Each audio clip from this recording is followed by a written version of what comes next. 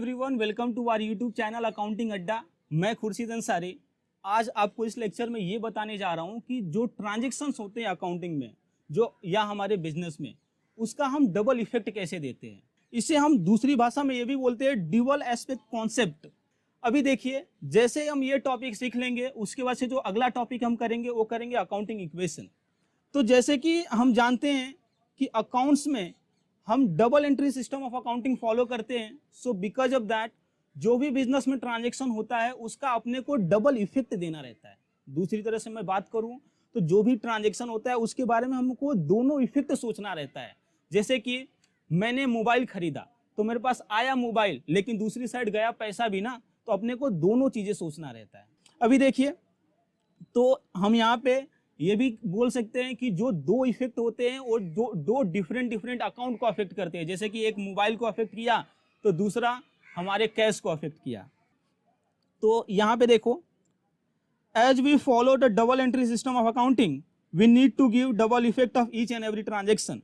In other word we can say every transaction has dual effect should be recorded in two place into two different accounts. जैसे कि यहाँ पे एक mobile account में record होएगा, दूसरा कैश अकाउंट में रिकॉर्ड होएगा।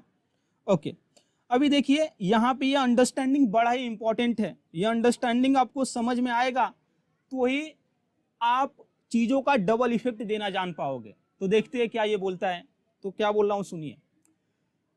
दुनिया में पैसा आने और जाने के हजारों नाम हो सकते हैं दोस्तों। फॉर एग्जाम्पल, मैंने सैलरी पे किया तो सैलरी तो एक नाम है ना। सैलरी का चद्दर ओढ़े ओढ़े हमारे पास गया क्या? पैसा। मैंने बोला कि मैंने अपने घर का रेंट भरा तो रेंट तो एक नाम है ना। रेंट का चद्दर ओढ़े ओढ़े हमारे पास गया क्या? पैसा। तो अपने को यहाँ पे अकाउंटिंग में क्या करना रहता है दोस्तों, अपने को अकाउंटिंग में जो चद्दर है ना, जो नाम है ना, उसका भी अकाउंटिंग करना रहता है, और जो पैसे का मूवमेंट है ना उसका भी रिकॉर्डिंग करना रहता है। समझे क्या? एक बार और, यहाँ पे अपने को दोनों चीज के बारे में सोचना रहता है। फॉर एग्जाम्पल, मैंने घर का इलेक्ट्रिसिटी बिल भरा तो अभी इलेक्ट्रिसिटी बिल भरा तो मेरा इलेक्ट्रिसिटी बिल का खर्चा एक तो बढ़ेगा। जैसे समझ लो कि 20,000 से भर दिया तो यहाँ पे बढ़ेगा, मतलब कि उतना हमारा खर्चा हो गया। तो 20,000 से हमारा इलेक्ट्रिसिटी बिल का खर्चा हो गया और दूसरी साइड से 20,000 से मेरा कैश भी कम हो गया। तो देखो, ये दो तरह से आपको सोचना है। पहला क्या, आपका इलेक्ट्रिसिटी का खर्चा उतना हो गया और दूसरी साइड आपका उतना कैश कम हो गया। तो ये आपको दोनों इफेक्ट देने पड़ेंगे यहाँ पे। इसके लिए हमने कुछ एग्जांपल लिया है, इस एग्जांपल को सॉल्व करते हैं। जैसे कि जो हमारा पहला एग्जांपल है वो क्या बोलता है, सैलरी पेड 2,000। तो हमारा जो बिजनेस है वो अपने एम्प्लॉय को क्या किया है, 2,000 का सैलरी दिया है। तो आप खुद ही सोचो ना, एक तो हमारा 2,000 का सैलरी का खर्चा हुआ है और दूसरी साइड हमारा 2,000 कैश कम हुआ है। तो अपने को अकाउंटिंग में ये दोनों इफेक्ट रिकॉर्ड करना पड़ेगा। समझे? तो इसका देखिए, इफेक्ट 1 क्या होगा। इफेक्ट 1 ये होएगा कि हमारा जो सैलरी का खर्चा है, सैलरी का जो खर्चा है वो 2,000 से बढ़ गया। ओके, और दूसरी साइड जो हमारा कैश है वो 2,000 से क्या हो गया, घट गया। इसको और अंदर जाकर के एनालाइज करें तो हमको ये भी समझ में आता है कि हमारा 2,000 का जो एक्सपेंस है वो बढ़ गया और दूसरी साइड हमारा 2,000 का एसेट जो है वो कम हो गया। अभी देखो, जो दूसरा एग्जांपल है वो क्या बोलता है कि बिजनेसमैन ने बिजनेस में 1 लाख कैपिटल डाला है। मतलब बिजनेसमैन ने बिजनेस में 1 लाख का इन्वेस्टमेंट किया है। ओके, अभी आप बताओ, जो कैपिटल है, anything invested by the proprietor into the business is known as capital. तो यहाँ पे बिजनेसमैन बिजनेस में पैसा डाल रहा है। तो दूसरी तरह से ये भी बोल सकता हूं मैं, कैपिटल का चद्दर ओढ़े ओढ़े हमारे पास पैसा आ रहा है। तो जो चद्दर कैपिटल है उसका भी रिकॉर्डिंग करना पड़ेगा और दूसरी साइड पैसे का भी रिकॉर्डिंग करना पड़ेगा। तो देखिए, जो चद्दर कैपिटल है वो कैपिटल हमारे ऊपर बोझ बन गई कि बिजनेसमैन ने हमारे बिजनेस में पैसा लगा दिया तो अभी बिजनेस से पैसा उसको देना पड़ेगा बाद में। तो एक तो कैपिटल हमारे बिजनेस में जो नाम है, जो चद्दर है, वो कितने से बढ़ेगा, वो बढ़ेगा 1 लाख से। और दूसरी तरफ हमारे बिजनेस में कैश भी तो बढ़ेगा 1 लाख से। तो कैश भी हमारा बढ़ा कितने से, 1 लाख से। अगर जो इसको और डीप में एनालिसिस करें तो हमको ये समझ में आएगा कि because of this transaction our cash means asset increases by 1 lakhs and on the other hand our liability also get increases by 1 lakhs in the form of capital.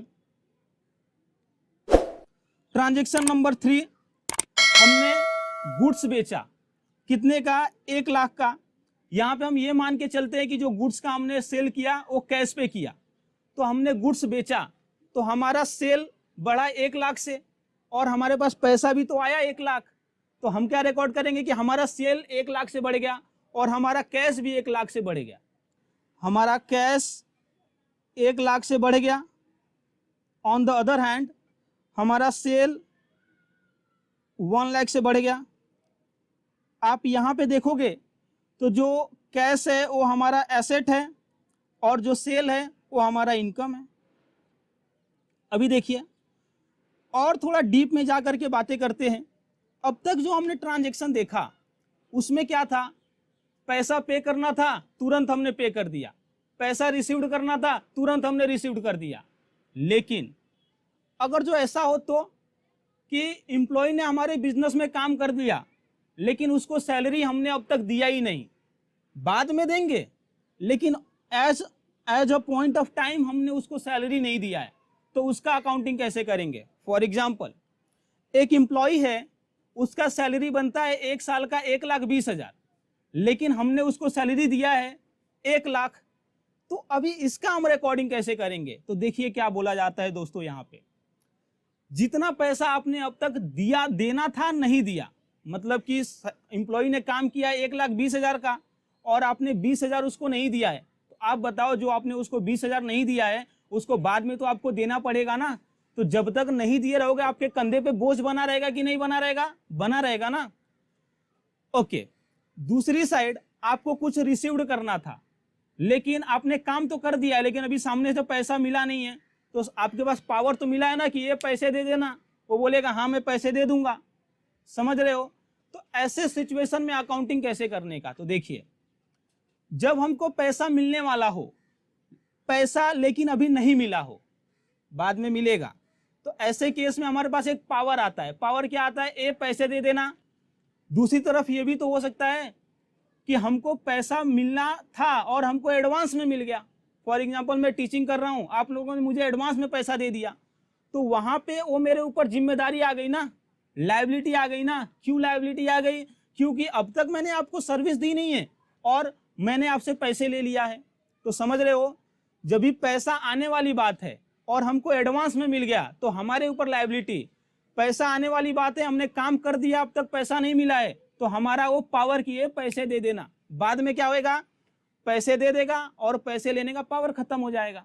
Okay, जब भी हमको कहीं पे पेमेंट करने की बात है, तो जब भी पेमेंट करने की बात है और जब हमको पेमेंट करना रहे और हम पेमेंट करने में देरी कर रहे हैं, तो जब तक हमने पेमेंट नहीं किया है तब तक, जब तक हमने पेमेंट नहीं किया है तब तक हमारे ऊपर वो जिम्मेदारी है ना, that is obligation for us कि अपने को फ्यूचर में पे करना है।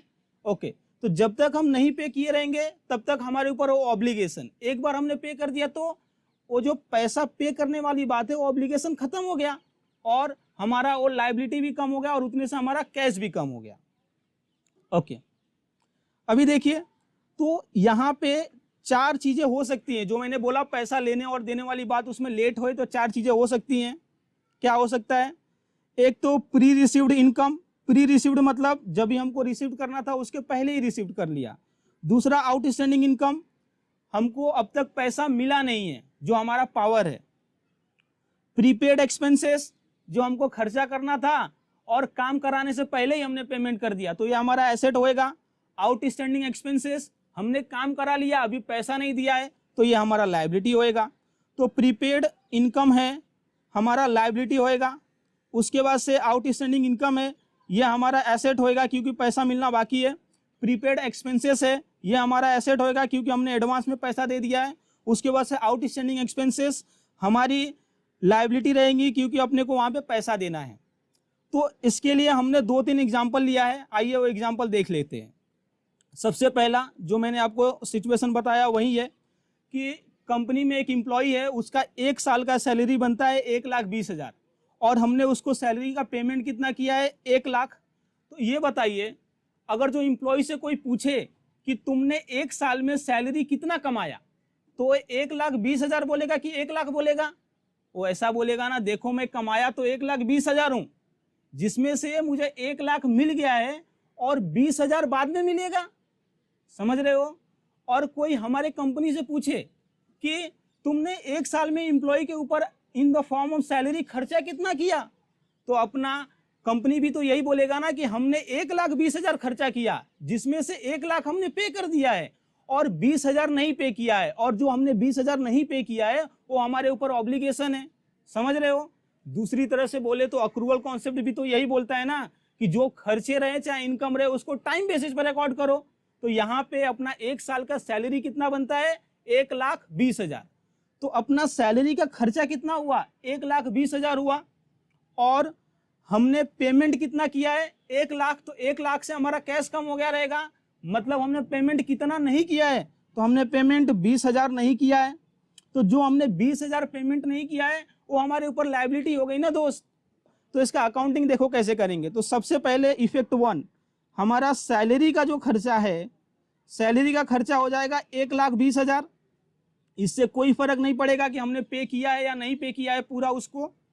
ओके, दूसरा इफेक्ट, सैलरी 1,20,000 गया, हमारे पास से कैश कितना गया, तो कैश जो हमारा कम हुआ वो कम हुआ 1 लाख रुपया जो हमने पेमेंट किया है, और जो 20,000 हमने पेमेंट नहीं किया है वो हमारी जवाबदेही बन गई ना, हमारी रिस्पॉन्सिबिलिटी बन गई ना, हमारा ऑब्लिगेशन बन गया ना, हमारी लायबिलिटी बन गई ना। तो 20,000 क्या होएगा, लायबिलिटी बनेगा। ये लायबिलिटी का नाम क्या रहेगा, आउटस्टैंडिंग सैलरी। अकाउंट में आउटस्टैंडिंग मतलब बाकी है। आउटस्टैंडिंग सैलरी कितना 20,000 रुपया, या इसको और भी बोल सकते थे एक नाम से, सैलरी पेएबल। Salary payable. अब ये जो आउटस्टैंडिंग सैलरी है 20,000, ये बाद में पे होगा ना, तो बाद में जब ये सैलरी पे होगा तभी क्या होएगा बताओ, तो हमारे पास से 20,000 खर्चा हो जाएगा, 20,000 पैसा चले जाएगा, और हमारा जो सैलरी की लायबिलिटी है वो 20,000 से कम हो जाएगी, है ना। तो देखिए, when outstanding salary amount paid, जो अपना पैसा पे करना बाकी था हमने पे कर दिया, तब क्या होगा देखिए, इफेक्ट 1, जो हमारा आउटस्टैंडिंग सैलरी की जिम्मेदारी थी 20,000 से वो कम हो जाएगी, और दूसरी साइड हमने पे किया तो हमारा कैश भी तो कम हो जाएगा ना 20,000 से। ओके, अभी देखिए एग्जाम्पल नंबर 2। एग्जाम्पल नंबर 2 में मैंने क्या रखा है, देखिए मैं टीचिंग करता हूं, तो समझ लीजिए 1 साल में मैं टीचिंग से 12,000 रुपया कमाता हूं, एक जगह पे पढ़ाता हूं और मुझे 1 साल का वो लोग 12,000 रुपया देते हैं। लेकिन उन्होंने अब तक मुझे साल खत्म हो गया और दिया है 9,000। अभी आप ये बताओ, मेरा 1 साल का सैलरी बनता है 12,000, उन लोगों ने दिया है 9,000, तो जो 3,000 बाकी है वो बाद में देंगे कि नहीं देंगे, बट ऑब्वियस मुझे बाद में मिलेगा 3,000। अगर कोई मुझसे पूछे कि 1 साल में आपने टीचिंग फीस कमाया कितना, तो मैं तो बोलूंगा 12,000। और क्या बोलूंगा, देखो ये 12,000 में से 9,000 मुझे मिल गया है, और मुझे और मिलना कितना बाकी है 3,000। ओके, 3,000 मुझे क्या है मिलना बाकी है। तो देखो अभी मैं अपने बुक में रिकॉर्डिंग करूं तो मेरा सैलरी, मेरा टीचिंग फीस का इनकम कितना हुआ, तो फीस इनकम तो जितना होता है वो हुआ, ना कि कितना मिला है हमको, वो तो बाद में देख लेंगे एसेट और लायबिलिटी के रूप में। तो अपने को 1 साल का टीचिंग फीस होता है 12,000, तो ये 12,000 से हमारा इनकम बढ़ गया। दूसरी साइड जो हमको पैसा मिल गया है 9,000 जो अपने को मिल गया, उतना हमारा पैसा बढ़ गया रहेगा, कैश बढ़ गया रहेगा। तो कैश जो हमको मिल गया है उससे बढ़ गया रहेगा 9,000 से, और जो 3,000 नहीं मिला है वो, अरे हमने वहां पे काम कर लिया है, पैसा नहीं मिला है ना, तो हमारा पावर है, बोलूंगा ना मेरा पैसा दे देना, वो बोलेंगे क्यों दे देना, क्योंकि मैं पिछली साल में पढ़ाया हूं, समझे ना, तो 3,000 उसका बनता है, दे देना। तो बोलेंगे आज जी मालिक मैं दे दूंगा, तो उतना हमारे पास एसेट बन जाएगा। और वो एसेट का क्या नाम रहेगा, fees receivable. Okay, fees outstanding है उनके साइड से और हमारे लिए क्या है, फीस रिसीवेबल। तो फीस रिसीवेबल ये हमारा कितना एसेट बनेगा, 3000 का। तो ये देखिए हमारा ये इनकम बन गया in the form of fees income, कितना, 12000। हमारे को जो पैसा मिल गया उससे हमारा कैश बढ़ गया in the form of asset. और जो हमको 3000 नहीं मिला है वो हमारा पावर है कि ये पैसे दे देना, वो बोलेंगे हाँ जी मालिक मैं दे दूंगा। तो फीस रिसीवेबल 3000 ये भी हमारा एसेट बन गया। ओके, अभी जो अभी ये जो आउटस्टैंडिंग अमाउंट है वो जब भी मुझे मिल गया तो जब भी मुझे मिल गया तो उतने से मेरा कैश बढ़ जाएगा। और मेरा जो दूसरा पावर है कि वो 3000 मैं उनसे मांग रहा हूं कि पैसा दे देना पैसा दे देना, वो पावर भी तो खत्म हो जाएगा ना। सीधी सी बात है, जब आपको किसी से पैसा रिसीव्ड होना है तो एक बार पैसा रिसीव्ड होगा तो फिर थोड़े ना बोलोगे पैसा दे देना पैसा दे देना। ओके, तो जब ये अपने को फीस रिसीव्ड हुआ तो हमारा फीस बढ़ गया, हमारा कैश बढ़ गया। जो आउटस्टैंडिंग फीस था वो जब हमको रिसीव्ड हुआ तो क्या हुआ, हमारा 3000 से कैश बढ़ गया, 3000 से कैश बढ़ गया। और दूसरी साइड हमारा जो पावर था वो फीस रिसीवेबल का वो पावर घट गया। फीस रिसीवेबल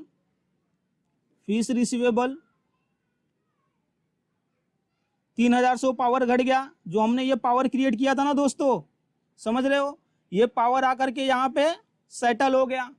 ओके, अभी देखिए ये जो एग्जांपल है ये हमारा लास्ट एग्जांपल है। इसमें हमारा टीचिंग फीस बनता है एक साल का 12000 और हमको सामने वाले ने जहाँ पे मैं पढ़ाता हूँ वहाँ से मुझे दे दिया उसने टीचिंग फीस 14000। आप ये बताओ, कोई मुझसे ये पूछे कि एक साल में तुमने कमाया कितना, तो अभी भी तो मैं यही बोलूंगा ना कि एक साल में मैंने कमाया 12000। 14000 मिल गया इसका मतलब ये थोड़े ना होता है कि मैंने 14000 कमा लिया। जो 2000 एक्स्ट्रा मिला है वो मेरे ऊपर जिम्मेदारी है। क्यों जिम्मेदारी है, क्योंकि अब तक तुमने उसके लिए काम नहीं किया है। अगले साल में तुमको जा करके वहां पे काम करना पड़ेगा, तब वो तुम्हारा पैसा होगा। समझ रहे हो, भले ही पैसा तुम्हारे पास आ गया लेकिन एडवांस पैसा मिला तुम्हारा नहीं होता है, तुमने सर्विस नहीं दिया। तो in that case you may need to repay that money no to the person from whom you have received that money. So because of that, till the time we haven't provided the services, that amount would be considered as a liability. Okay, तो देखिए हमारा जो teaching का fees हुआ, fees income जो हुआ, fees income अभी भी वो हमारे लिए कितना होगा, फीस इनकम अभी भी हमारा वो 12000 ही होगा। भले हमको मिल गया है 14000 तो क्या हुआ। ये बताओ हमारा कैश कितने से बढ़ा रहेगा, हमारा कैश तो बढ़ा रहेगा जितने से मिला रहेगा उतना ना। तो हमारा कैश तो बढ़ा रहेगा 14000 से, तो कैश हमारा बढ़ा 14000 से। आप ये बताओ क्या हमारे ऊपर कुछ जिम्मेदारी भी आई, हाँ जिम्मेदारी आई ना, कि आपने पहले ही पैसा रिसीव्ड कर लिया है। तो प्री रिसीव्ड इनकम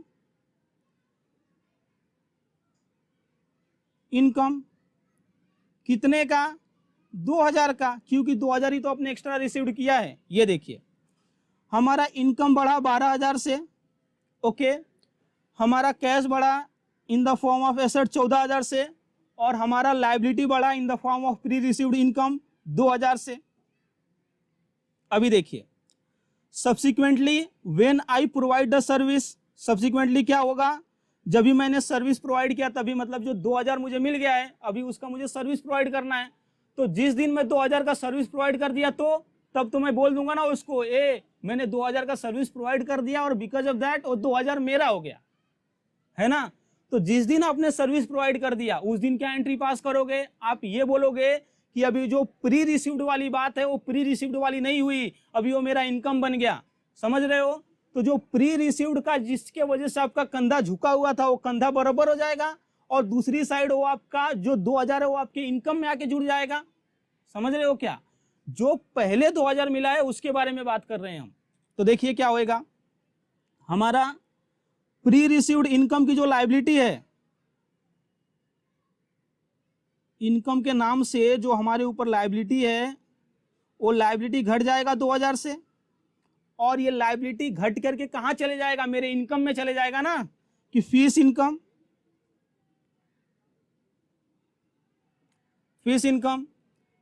कितने का, 2000 से बढ़ जाएगा।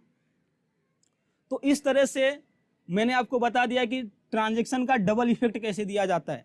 आज का लेक्चर यहीं ख़त्म करते हैं, मिलते हैं अगले लेक्चर में एक मास्टर सम के साथ। मास्टर सम में मैं आपको बताऊंगा कि कैसे चीज़ों का डबल इफेक्ट दिया जाता है। वहाँ पे हमने इस तरह से वो सम को क्रिएट किया है कि वहाँ पे हर चीज़ें कवर की गई हैं। तो आपने अगर जो उसको सॉल्व कर दिया तो 80% ऑफ चीज़ें एक सम में ही आपको सीखने को मिल जाएंगे। ओके, तो अगला लेक्चर मिस मत करना।